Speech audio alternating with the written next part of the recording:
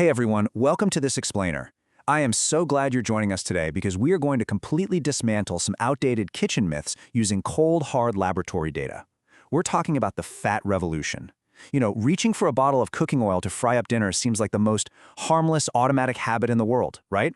But the truth is, the very moment that oil hits a hot pan, we are triggering incredibly complex chemical reactions right on our stovetops. It's fascinating. It's honestly a little bit scary. And by the end of this explainer, you are going to look at your pantry in a totally different way. So let's just dive right into it by challenging the ultimate golden rule we've all been taught for generations. We've always heard that the smoke point of an oil is the absolute measure of its safety. Basically, the higher the smoke point, the safer the oil, right? Well, modern science is putting a massive question mark on that assumption. We really have to ask ourselves, is the physical appearance of smoke really the only indicator that our cooking oil has become toxic? Or are there silent, invisible, and highly dangerous chemical reactions happening way before we ever see a single wisp of smoke? Which brings us to Section 1, the smoke point myth. The traditional wisdom literally just equates a high smoke point directly with safety. But modern science has completely flipped that paradigm on its head. The new gold standard isn't about when the oil visibly burns. It's all about chemical stability under heat. Turns out, an oil can have a wildly high smoke point, yet completely fall apart on a molecular level long before it actually starts smoking. It's all about how well those chemical bonds hold together when the heat gets cranked up. And when you look at the whole landscape of fats, you see this really clear divide. On one side, you have things like extra virgin olive oil and animal fats, maintaining their stability, acting as rich sources of vitamins and gut-supporting nutrients. But then, on the flip side, you have seed oils. The second they're exposed to high heat, their structural integrity just drops right off a cliff, destroying their quality and introducing some pretty significant health risks. It's a total shift from old kitchen myths to new scientific realities. Let's move on to Section 2, the invisible enemy. To really grasp this, we've got to look at a pretty intense study published in a scientific journal. Researchers basically took the 10 most popular commercial cooking oils and put them through absolute torture. They cranked the heat up from room temperature to an agonizing 240 degrees Celsius. And they weren't just waiting to see if the oil smoked, they wanted to push these fats to their absolute limit to see how their molecular structures handled extreme thermal stress.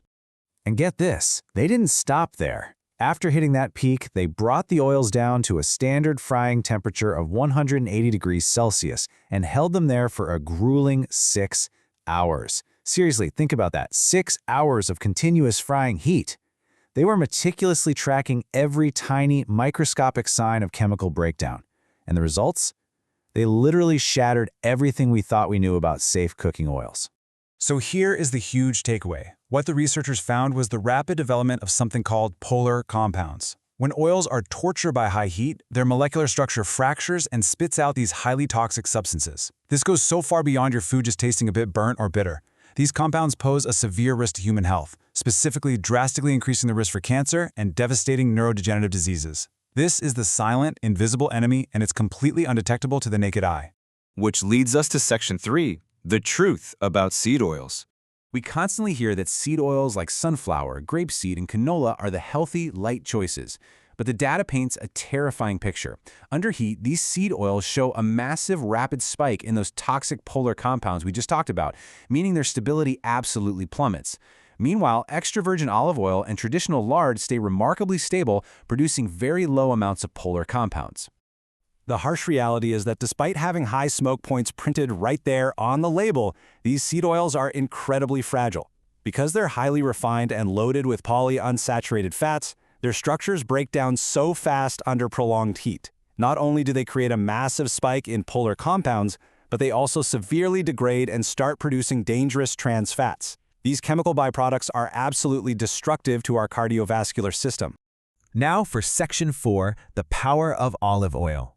This might sound totally counterintuitive, but traditional fats like extra virgin olive oil and even coconut oil hold up incredibly well against prolonged high temperatures. While those fragile seed oils are literally fracturing and breaking apart in the pan, EVO displays unbelievable oxidative stability. It just refuses to break down easily, even when you leave the heat on for hours. And why does it do so well? Well, the secret isn't the smoke point at all. Extra virgin olive oil is packed with high levels of antioxidant polyphenols and built on a super solid foundation of monounsaturated fats. This specific biological structure acts like an active suit of armor. It naturally shields the oil from temperature degradation and oxidative stress. It is essentially fighting back against the heat to keep your food and your body safe. And that brings us to the biggest plot twist of the explainer in Section 5, the misunderstood lard. We have all heard the rumor that lard is just one giant, solid block of artery-clogging saturated fat. Honestly, it's had the worst PR team in the kitchen for decades. But the actual data tells a completely different story. Nearly 46% of lard is actually monounsaturated fat. It is vastly more complex and potentially way more beneficial than the old myths would have us believe. And here is where it gets really wild. The single most abundant fat found in that 46% slice of lard is oleic acid. Sound familiar? It definitely should. Oleic acid is the exact same holy grail miracle compound that makes olive oil so famous for boosting good cholesterol and maintaining stable energy levels. The very thing we praise olive oil for is literally the primary component of lard. Because of this structure, lard is incredibly stubborn against heat. You can safely cook with it at temperatures up to 190 to 200 degrees Celsius without that horrific oxidative breakdown we saw in seed oils. But it goes way beyond just surviving the frying pan. Recent animal studies present a huge paradox. Diets utilizing lard actually resulted in less excess fat accumulation. It actively nourishes a richer, healthier gut microbiome and acts as a brilliant biological transport vehicle, helping our bodies absorb essential fat-soluble vitamins like A, D, E, and K. So, how do we actually apply this? Section 6, the new kitchen rules. First off, let's talk about balance. The data here is entirely neutral and objective. While lard is incredibly heat-stable and nutrient-dense, it does still contain saturated fats. That means if you eat it in massive excess, it can still impact your bad cholesterol. The scientifically backed sweet spot, the golden rule of moderation, is limiting your intake to about 10 to 15 grams per day. That gives you all the fantastic heat stability and biological benefits without disrupting your overall heart health. So here is your ultimate cheat sheet for the modern kitchen. Step 1, always match your fat to your temperature. Reserve your high-heat frying and sautéing for stable fats like extra virgin olive oil or quality animal fats. Step 2, take those fragile, refined seed oils and use them strictly for cold dishes and salads where heat can't destroy them. And step 3, the absolute non-negotiable rule: never under any circumstances reuse cooking oil that has already been exposed to heat. Seeing how heat can completely mutate the chemical nature of our food really leaves us with a massive question mark, doesn't it? Knowing what you know now about the invisible dangers of polycompounds and the totally unexpected stability of traditional fats, are you ready to rethink those bottles sitting on your kitchen counter right now? It might just be time to filter our habits through a lens of science and reason.